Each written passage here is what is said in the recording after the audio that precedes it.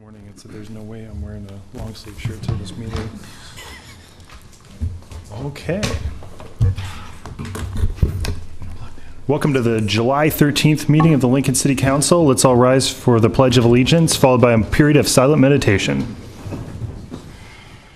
I pledge allegiance to the flag of the United States of America and to the republic for which it stands, one nation, under God, indivisible, with liberty and justice for all.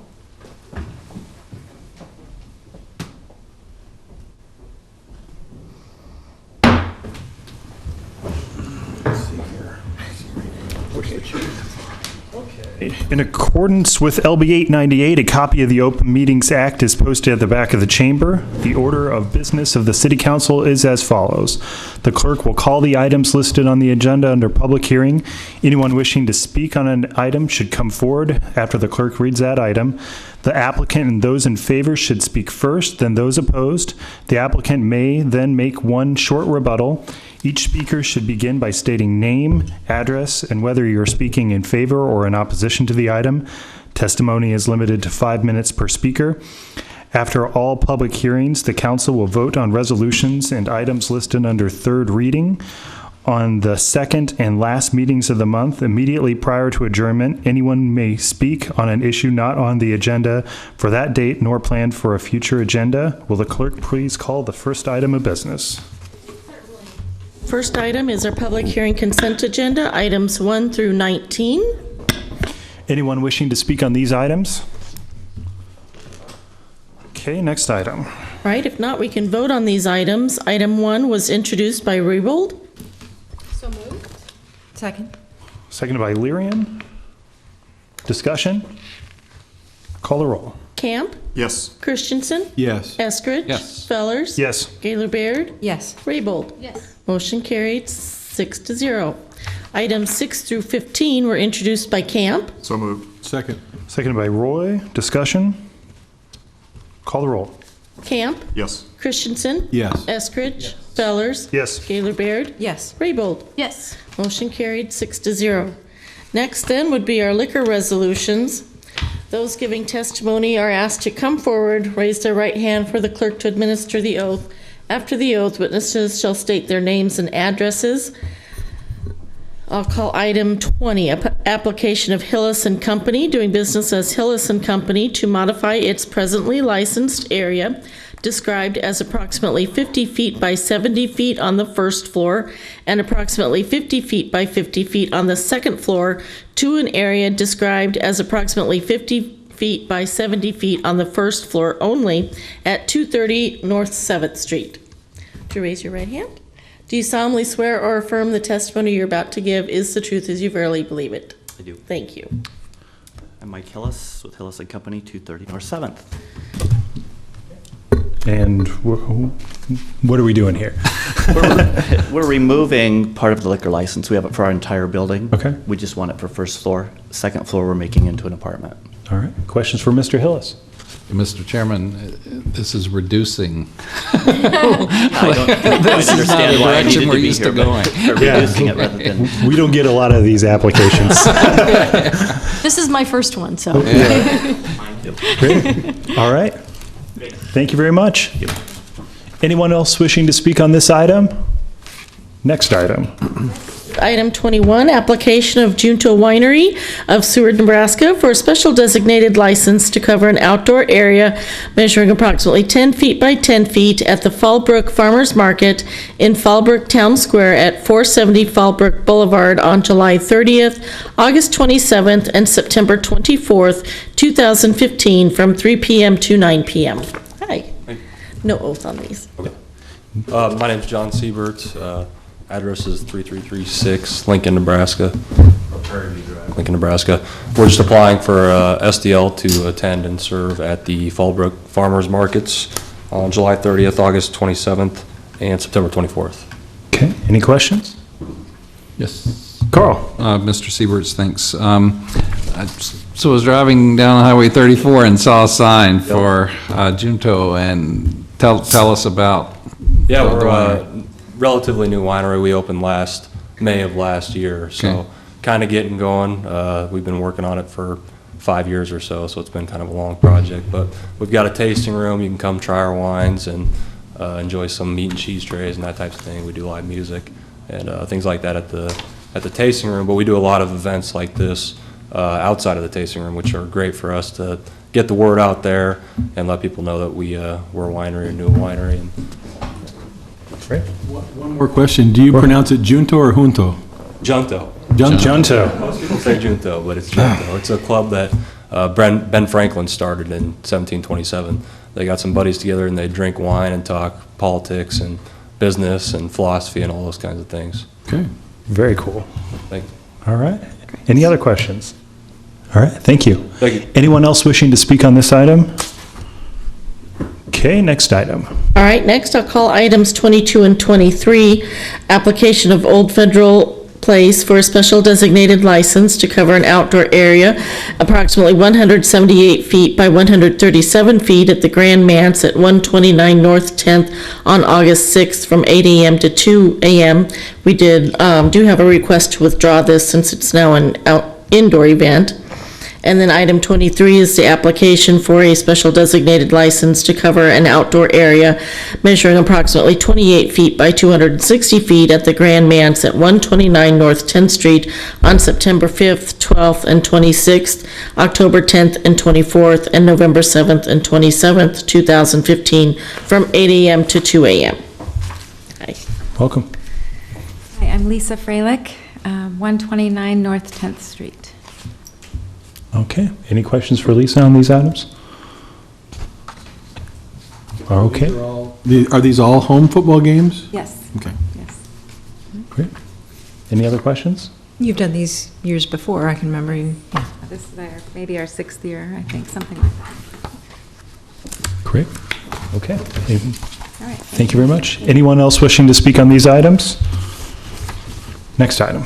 All right, next would be the application of Lincoln Pub Group doing business as End Zone for a special designated license to cover an outdoor area measuring approximately 80 feet by 60 feet at 728.5 Q Street on September 5th, 12th, and 26th, October 10th and 24th, and November 7th and 27th, 2015, from 8 a.m. to midnight. Mike Figueroa, 7031 South 33rd Street. Okay, any questions for Mike? Okay, thank you. Anyone else wishing to speak on this item? Next item. All right, next is item 25, application of SMG Food and Beverage for a special designated license to cover an outdoor area measuring approximately 176 feet by 83 feet by 56 feet, labeled Stadium Terrace on map 1, and an outdoor area measuring approximately 2,082 feet by 18 feet, labeled Pedestrian Bridge on map 1 at Pinnacle Bank Arena at 400 Pinnacle Arena Drive on September 5th, 12th, and 26th, October 10th and 24th, and November 7th and 27th, 2015, from 7 a.m. to midnight. Tom. Good afternoon. I'm Tom Lorenz, General Manager with SMG at Pinnacle Bank Arena. We're here today to talk about a football pregame tailgate outside of the arena, adjacent to our liquor license. As the other applications have been, we're talking about game days. This is a pregame party only on home game days. There's no admission. I've got a map here just so you can kind of get a general sense of where this is at. You can see the arena outlined around here. This would be the southeast entrance over along this side. And we're talking about the exterior area, which is there's a bit of a plaza up at that northeast entrance. If you look towards the east, you would see the football stadium. If you look towards the north, you would see the festival space in the ballpark, and you could look back this direction and see the Breslow Ice Center. So we're talking about this area outside, and it incorporates a bit of this interior lobby inside here also. This again is pregame only. It's not a watch party. We put this party together in response to some angst that was brought forth to us from some of the council people, from some of the other businesses in the area. When we were doing watch parties inside the arena, the accusations were that we had the biggest video board and we were drawing different people away. Anecdotally, last year we did one watch party. I went out throughout the party and walked the entire Haymarket district, and there wasn't an open seat to be had in any of the businesses that were out there. So, I mean, but that's a very unscientific sort of a review. Again, we're not in the arena, not using the video board. This is a much smaller area. We're probably talking about a few hundred people out here, where the application talks about using the entire walkway. We actually aren't using the walkway. We'll fence off in this area here. The walkway people can go by, so they can come from the festival space, walk past us as they head towards the rail yard. We've noticed a lot of people now with the expanded parking in the festival space and the expanded parking over in the Salt Dogs area, that people do walk across and come over and enjoy the rail yard. So quite a bit more activity comes through to the rail yard across the bridge here. Some question has been raised about, and we answer this question quite often, does Pinnacle Bank Arena pay restaurant tax? We clearly do pay restaurant tax. Year one, our food and beverage generation was about $5.73 million. That generates over $105,000 in restaurant tax. Our general sales tax, the state portion, 5.5%, generated over $1.5 million in state portion sales tax, and the 1.5% city sales tax portion was over $350,000. From the state portion, the 1.5 million, we are in the 450-yard radius. That is a part of the turnback tax radius. So the revenue that we generate from ticket sales, from food and beverage, from all the things that we do within our area, and this does not count basketball sales, we generate over $900,000 year one in turnback tax. So, where some of our restaurants in our area feel that we get a break from all this stuff, we pay all the same taxes and all the same rates that they do. We will be doing again this year, aside from these pregame parties, and again, it's not a watch party, our full slate of basketball games, about 32 basketball games, plus all the NSAA games, the NCAA family events, concerts. So there's a lot of activity that the arena generates that drives business into that area, and that should help our good neighbors all around the Haymarket. I'll add a couple more pictures here. This one shows the area we're talking about. It's when it comes up on the TV screen.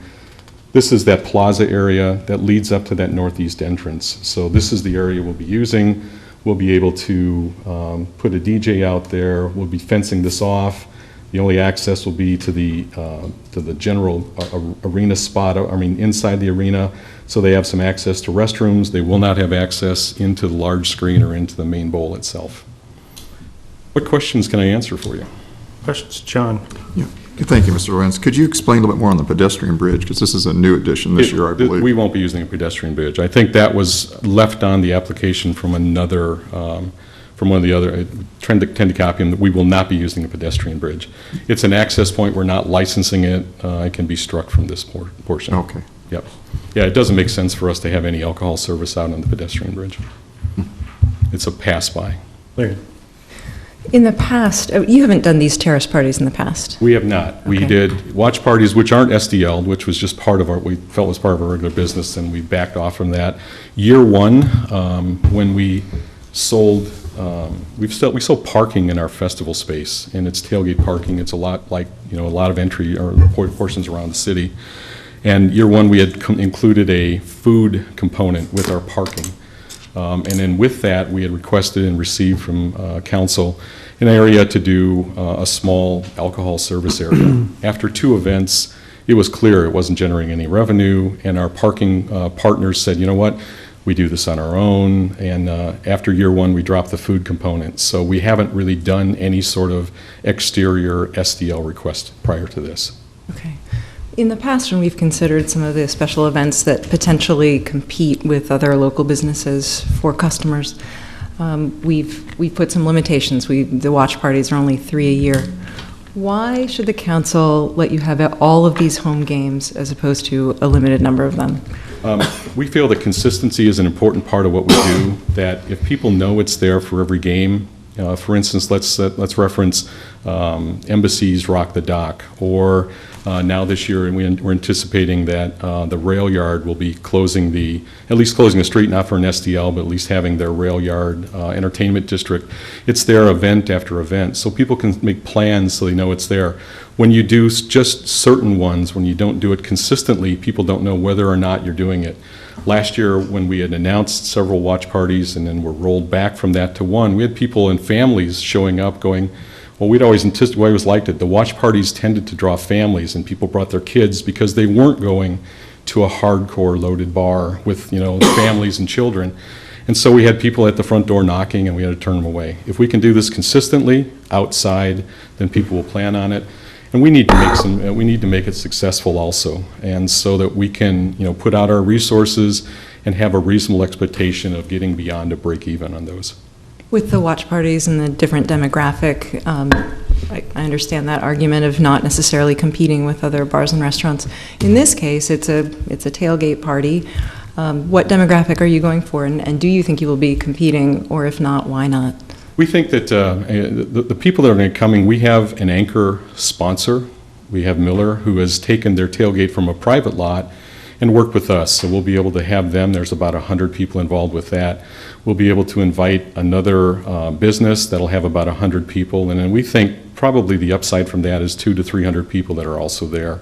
So we're going to get a few people that may be parking in Salt Dogs or in the festival space that walk up to there. There'll be some people that are walking by. It's a nice view of the stadium, so that that we're looking for, obviously, an adult demographic. This is not that families can be there. There's certainly enough room to be outside, but we're not doing bounce houses. We're not doing children activities out there. We're there like every other, SDL watch party to sell some adult beverages. But again, this is, a scaled back, significantly scaled back, probably a tenth of the size of what we anticipated would have come into a watch party. So it's a very small area. I'm sorry to interrupt, but could you elaborate a little bit on the sponsor and and did you say Miller? I'd like to know more about that. Sure, yeah, Miller Beer has, used to do their tailgate party in the lot that was just north of the post office. And it was in a private lot, didn't have to be SDL'd. We do obviously a lot of business with them, so they've been able to come in, and we will provide them a space as a paying client to be able to do their party up here. It's a nice area. Again, it gives them a little more visibility, and so that's kind of the core anchor for why we're doing this. So again, it's not let's get 10,000 people up here and have a wild party. This is a very limited type area. And as far as competing with other businesses, it's an interesting conundrum for us as the arena. Certainly we are a public entity, but I represent SMG, the management that the city hires to manage that, and we have to make our numbers also. So we're looking for opportunities. We can use that for some marketing so that other people can see opportunities. When we first opened the building, Pinnacle Bank, our naming sponsor, did their opening party up on that area and brought it inside to the concourse. This is the type of thing that will try to generate other business, not just at football, but throughout different times of the year. So it's a marketing piece for us as well as a way to generate some revenue. What kind of revenue do you expect from these parties? At 350 to 400, you're talking about a few $1,000s, if maybe a couple thousand. It depends.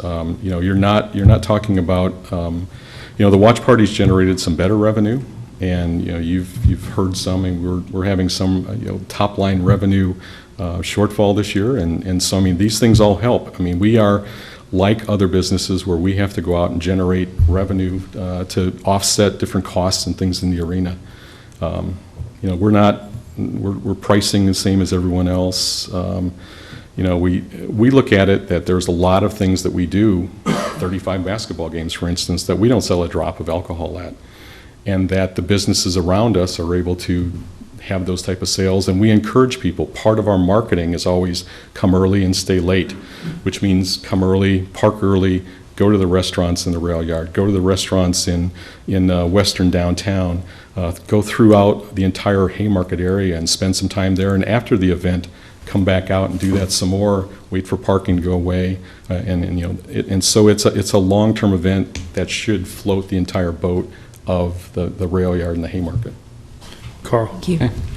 Yeah, Mr. Lorenz, last year, one game, was it the Miami game? You had an event, was it at the same space? No, the Miami game, we had Heisman House inside. Oh, okay. And so Okay. we used half the floor for the Heisman House display, and the back half of the arena floor was for the Miami Alumni Association. And so we were focused on the main floor. Year one, we did on that first game, when Pinnacle Bank Arena had their space, or Pinnacle Bank had their party out on this space.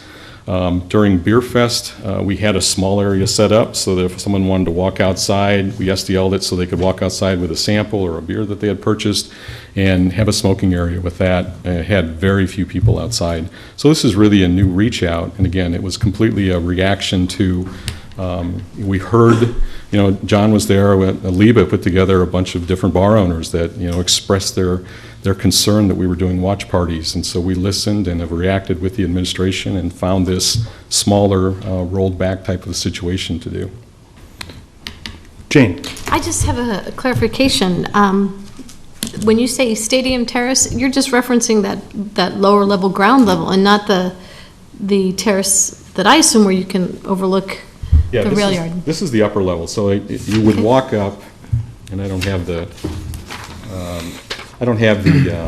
I do back here on my other.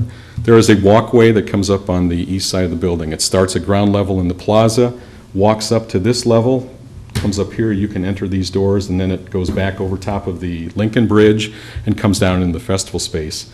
So this would be what we would call main concourse level. If you came in at the southeast doors, you would be at event level.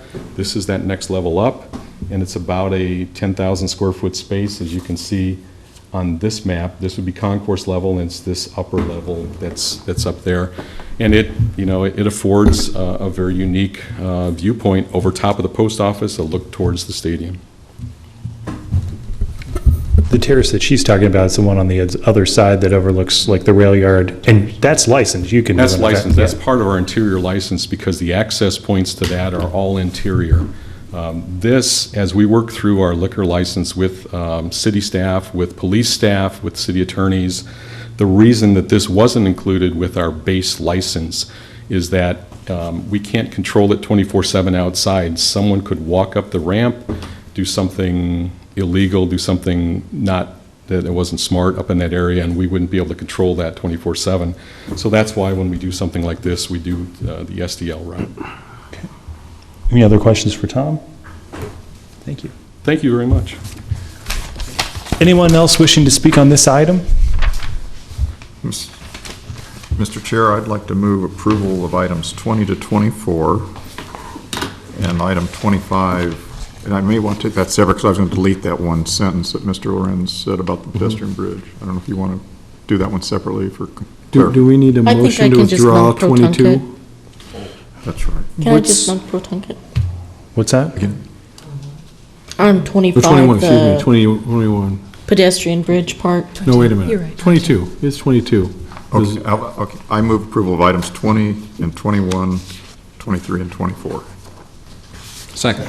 Seconded by Carl. Discussion. Motion to remove? I'll do that We will, next. yeah. Okay. Okay, call the roll. Camp, Yes. Christensen, Yes. Eskridge. Yes. Fellers. Yes. Gaylor Baird, Yes. Raybold. Yes. Motion carried, 6-0. And Mr. Chair, I move removal of item 22. Seconded by Carl. Discussion. Call the roll. Camp, Yes. Christensen, Yes. Eskridge, Fellers. Yes. I'm sorry, Eskridge, Yes. Fellers, Yes. Gaylor Baird, Yes. Raybold. Yes. Motion carried, 6-0. And then, Mr. Chair, I'd move approval of item 25 and the deletion of the phrase after the word map 1 that starts in outdoor area approximately 2,082 feet by 18 feet, labeled pedestrian bridge. Second. Seconded by Carl. Discussion. Okay, call the roll. Camp, Yes. Christensen, Yes. Eskridge. Yes. Fellers, Yes. Gaylor Baird, Yes. Raybold. Yes. Motion carried, 6-0. Okay. Move on to public hearing resolutions. All right. He Oh, yeah, we need to do Well- amendment and vote on Because I regular. made it one thing with he it. made it one thing. maybe that, Do we need to? That I moved approval for this application, striking, It's a clear enough motion, I guess. for the record. yeah. good observation, so. All righty. All right, item 26, authorizing the mayor to execute a funding agreement between the city and the State Department of Roads for the rehabilitation of the L55X bridge over Salt Creek on North 56th Street. Hi, Devin B. Secker with Public Works. This project is, like you said, a Department of Roads project to rehabilitate the bridge on North 56th Street, which is a state highway. The bridge happens to be within the city limits of Lincoln, and because of that, NDOR always requests that the city pays 20% of the cost for that project. Questions? All right, thank you. Anyone else wishing to speak on this item? Next item. All right, next is item 27, authorizing the mayor to execute a funding agreement between the city and NDOR so that federal funds may be used to complete the fracture critical bridge inspection of the east leg of the Big X, the eastbound Rosa Parks Bridge, and a bridge for access to city property at Ashland Water Treatment Plant. Devin B. Secker again for another bridge. This is an agreement with the Department of Roads to do our fracture critical inspection. It's been an ongoing practice for about the last 5 years that they complete our fracture critical inspections for us as part of a federal requirement for the inspection of bridges in the city. Lorraine. Can you elaborate on what a fracture critical inspection is? Sounds a little bit alarming. Fracture critical bridge is a bridge that lacks redundancy. So if one member were to fail, the likelihood of the bridge failing is more likely than a non-fracture critical bridge. The two bridges that are inside the city of Lincoln, the reason they are fracture critical, it's by definition, they both have a box beam girder over one of the piers. The east leg of the Big X has a big box beam that goes across the railroad tracks. And just by definition, because of the metal box beam, it falls into the fracture critical category. The Rosa Parks Bridge is the same way. It has one pier with a steel box beam over the pier. It used to be over an older railroad track that's no longer there, but Is this a design type that's still used, or is it no longer used then? the box beam, yeah, that's one that is still used today. The east leg is a fairly new bridge. There's nothing wrong with designing a bridge that way. It just kicks us into a inspection that's more intense than normal bridges. Are these the only two in Lincoln that fall into this category? Is Yeah, that what I understand you to say? Yeah, the other bridge is a very small bridge at the Ashland Water Treatment Plant, and it's on a dirt road. It is basically access for the farmer to get over to farming area. It only has two girders, so if one of the girders were to fail, the whole bridge would come down. So, but it's not a very big bridge and doesn't get used by the public. Other than the definition, we don't really have any reason to suspect that these are in any danger anytime soon, but we will be inspecting them. Yep. Okay, thank you. Any other questions? Okay, thank you. Thank you. Anyone else wishing to speak on this item? Okay, next item. All right, next I'll call item 28, approving a real estate sales agreement between the city and Green River Properties for the sale of city-owned property generally located at 344 North 27th Street. Members of the council, for those of you who were here last term, this will be the second verse of the same story. This is a piece of property. Oh, I should indicate I'm David Landis, Urban Development Department Director, and the applicant. We had arrived at an initial plan. The council thought better of it and charted a second course. We followed that second course and we found the high-priced buyer at $98,000. That buyer has not followed through on the paperwork and has not been responsive to outreach by our department. One of the previous contenders upped their price to $100,000. They are in fact the owners of the Mexican grocery store next door. They now own that property. They didn't before when you saw it. The price at $100,000 is one of the rare instances in which we will make some money. I don't promise this all the time. We bought this piece of property for $64,000, demoed it for for 20, and we'll sell it for $100,000. This is about the 36th sale that we've made. We sold about $4 million of city land. We sold about 20 acres of city land, and that city land is now on the tax rolls at, we estimate, a valuation of $8 million. And this is another of the episodes in that pattern. The one thing I would say is that this puts the high bidder, the city council, the urban development department, and the neighborhood all on the same side. We couldn't be happier. Congratulations. All right, questions for Mr. Landis? Carl? Yes.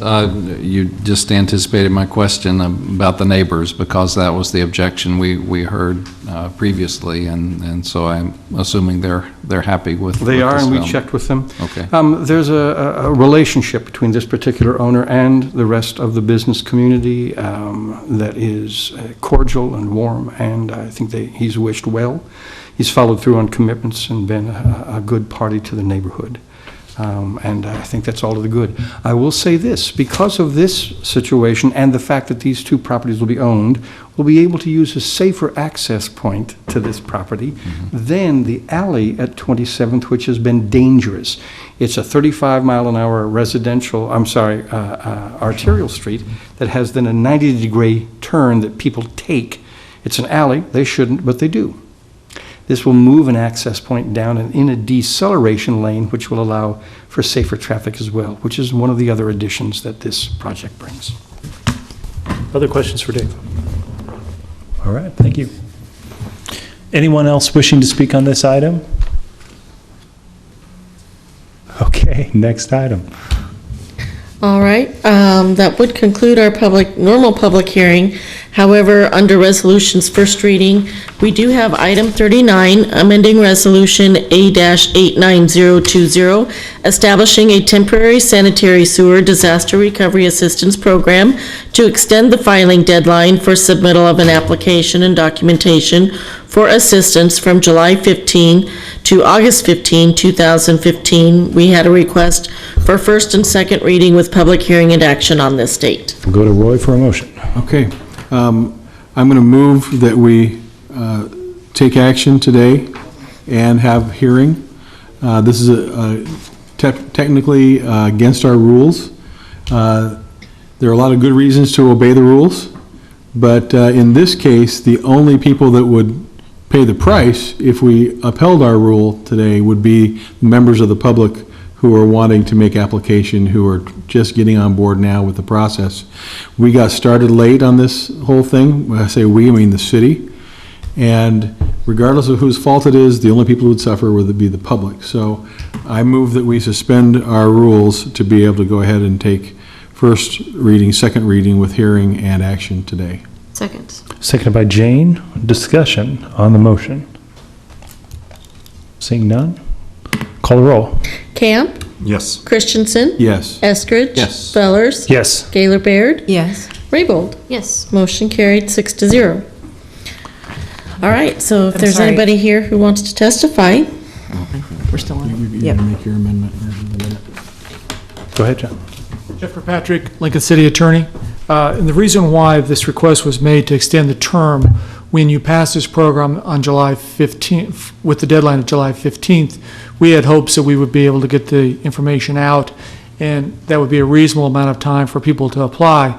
As we move forward, putting together the guidelines, putting together a partnership with NeighborWorks, setting it all up, took a little longer than we had anticipated, and I think the whole process, as was demonstrated when we had the public hearing on the claims, was not really understood by the public as quickly as we hoped it would be. And so I appreciate the fact that the council is considering this. If you had not taken the vote you just took, you could have still come back next Monday and extended it, but that would have created even more confusion. There would have been a period of time between July 15th and your vote next week where people couldn't have applied because the deadline would have passed. So I think it's appropriate that you suspended the rules. In this case, as I reported to you earlier, we are Today, we just went over the 100 application mark for this program. The pace has really quickened in the last 7 days as far as the number of people calling, the number of people getting their applications in. We just had a meeting last week in the neighborhood around Huntington Elementary, citywide, and we tried to let everybody that we knew of that had a sewer backup know about that meeting. It's good participation by those people. And so we think, frankly, that within the next 10 days, by extending this application, we'll have over 90% of the applications, but by extending it to the August 15th date, that should mean that everyone will have an opportunity to apply.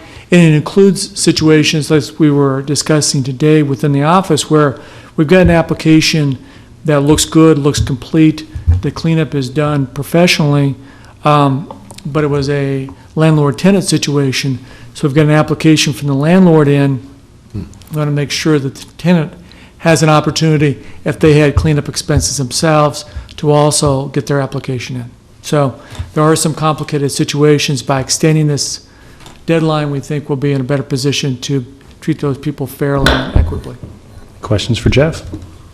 Larian? What makes you feel that 90% of the applications will be in the next 10 days? I mean, what's the basis for that? Just the pace of the applications we've seen. It was very slow in the beginning. It's really picked up. Okay. So we're getting 10 to 20 a day now. And based upon the phone calls we're getting, the interest we're getting, I think that people will want to get the process well on its way and get the money in their hands as soon as possible. Okay.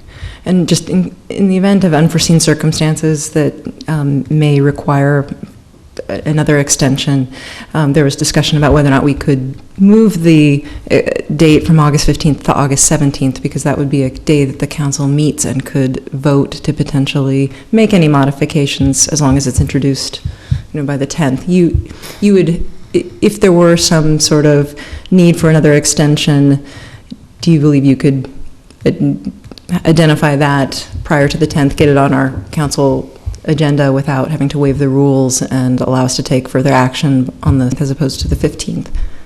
Yeah, we'll monitor the situation. We'll keep the council informed as we move along. Okay. And if we have steady applications, instead of a rush within the next 10 days and moving close to that $1 million mark where our money will be spent, if they're steady but not a big rush, I think we'd want to let the council know that we might want to extend it to keep those applications coming in. We certainly all want this to be dealt with quickly. There are certain the public health implications and making sure that the cleanup happens as quickly as possible. But given that August 15th is a Saturday, I thought maybe the 17th would make more sense. Well, and it may well make more sense. And as we get out and talk to people, one of the things we found out, we confirmed that we suspected, is there are a number of residents that haven't really completed the cleanup at this point.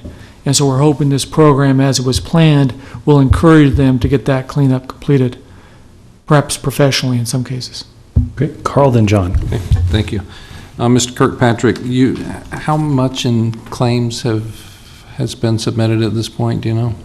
Approximately 467,000 have been submitted, and we know some of those will come down a little bit as they get all of their invoices to us, but that would be the maximum that's been submitted so far.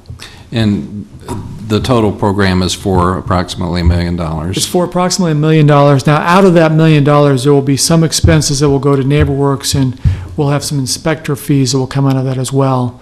So that'll knock it down somewhat, but not a huge number, not a huge amount, we hope. And if we were to run out of money, it's First In that has their opportunity to claim, right? Right. We're keeping track as the applications come in. Everyone will be date stamped. Okay. And if we start running out of money towards the end, we'll be time stamping them as well, Okay. to make sure that we're treating it fairly as far as first in and first out. And we're just trying to get information out to people. So if anybody has a claim or thinks they may have a claim, it's to their advantage to go ahead and make that claim as soon as possible. Yes, and we made explanations to some people. The goal of the program, the guidance of the program, were set up so that people that had been compensated for the mitigation by insurance would not be compensated by this program. There are some technicalities involved, so I've suggested to people, if you've gotten some insurance, they're not sure if they're eligible, if they would submit an application, we're happy to do the calculation to do the analysis to see whether they're eligible or not, rather than them saying, no, I'm sure I'm not eligible. Go ahead and submit an application, and we'll make that determination. Okay, thank you. John? And I'd just like to emphasize what my colleague said, that it's important that people file as soon as possible because it does expire when we run out of money. So even though we're extending here approximately a month, that it could run out before then, so. That's a good point. That would be the latest we would accept applications, but as we've reported at 467,000, if we get a surge, we could certainly come closer, hit that point where we're fully committed, well short of the August 15th date. Jane? I guess one concern that we heard over and over again is that some people had to spend a tremendous amount of money out of pocket, and we're struggling with that. Has anyone received a check yet from the city, or when do you anticipate, since all these applications are coming in, you're verifying them, working with NeighborWorks to make sure that the properties have been cleaned up appropriately, which is number one, but has anybody received a check yet, or? No, we haven't quite reached the point where we're ready to start sending checks out yet. And part of the holdup is getting the inspections done. And then we've got some individual sort of circumstances. For example, the one where we've got one that's pretty complete, we'd feel comfortable sending out the check to the landlord, except haven't heard from the tenant. Want to touch base with the tenant to make sure that there's not some expenses that the tenant incurred, because we wouldn't want to send out a $5,000 check, as it would be in this case, and then get a claim from the tenant, because the limitation is per residential unit, and that would be unfair if the tenant was a little bit slower in getting an application in. So we haven't yet. My hope is to keep you informed as we start sending the checks out, though. Any other questions? Thank you. Anyone wishing to speak on this item? Next item. Oh, we need should we vote on it in the voting session? Yes. Let's do that. Okay, we'll go on into the voting session then. Item 26, authorizing the mayor to execute a funding agreement with NDOR for the rehabilitation of the L55X bridge over Salt Creek on North 56th Street, introduced by Raybold. So moved. Second. Second by Carl. Discussion? Call the roll. Camp? Yes. Christensen? Yes. Eskridge? Yes. Fellers? Yes. Gaylor Baird? Yes. Raybold? Yes. Motion carried, 6-0. Item 27 is authorizing the mayor to execute a funding agreement between the city and NDOR so that federal funds may be used to complete the fracture critical bridge inspection of the east leg of the Big X, the eastbound Rosa Parks Bridge, and a bridge for access to city property at the Ashland Water Treatment Plant, introduced by Raybold. So moved. Second. Seconded by Carl. Discussion. Call the roll. Camp? Yes. Christensen? Yes. Eskridge? Yes. Fellers? Yes. Gaylor Baird? Yes. Raybold? Yes. Motion carried, 6-0. All right, ordinance's second reading was item 28. I'll call item 39 at this time, so we don't forget. It's the temporary sanitary sewer disaster recovery assistance program to extend the filing deadline, and this was introduced by Camp. So moved. Second. Seconded by Carl. Discussion? I would just like to make a motion to amend that the date be, instead of August 15th, August 17th, on the off chance that we determine there's a need to extend the deadline further. We will be able to act on it on the 17th when we are meeting. Second. Seconded by Roy. Discussion? Call the roll. On the Camp? motion. Yes. Christensen? Eskridge? Yes. Fellers? Yes. Gaylor Baird? Yes. Raybold? Yes. Motion carried, 6-0. On the main item? Camp? Yes. Christensen? Yes. Eskridge? Yes. Fellers? Yes. Gaylor Baird? Yes. Raybold? Yes. Motion carried, 6-0. Ordinance's third reading. Item 29. Text Amendment 15007, amending Section 27.06.070 of the Lincoln Municipal Code relating to the household living use group to allow dwellings for caretakers, residential watchmen, and supervisory personnel as a permitted use in the B1, B2, and B3 zoning districts, and repealing Section 27.06.070 of the Lincoln Municipal Code as hitherto existing, introduced by Lamb. Second. Second by Roy. Thank you. Discussion. It's indeed changed. Call the roll. Camp? Yes. Christensen? Yes. Eskridge? Yes. Fellers? Yes. Gaylor Baird? Yes. Raybold? Motion carried, 6-0. Item 30 is text amendment 15004, amending Title 27 of the Lincoln Municipal Code relating to the zoning code by amending sections 27.06.080, 27.63.530, and 27.72.010, excuse me, to allow a healthcare facility residential as a special permitted use in the AG zoning district on a lot which has 5 or more acres. Amending section 2763.090 to allow dwellings for members of religious orders on a lot which has 5 or more acres. And repealing sections 2706.080, 2763.090, 2763.530, and 2772.010 of the Lincoln Municipal Code as hitherto existing, introduced by Lamb. So moved. Second. Seconded by Jane. John, you're such a gentleman. Yes, thank you, John. Discussion? Okay, call roll. Camp? Yes. Christensen? Yes. Eskridge? Yes. Fellers? Yes. Gaylor Baird? Yes. Raybold? Yes. Motion carried, 6-0.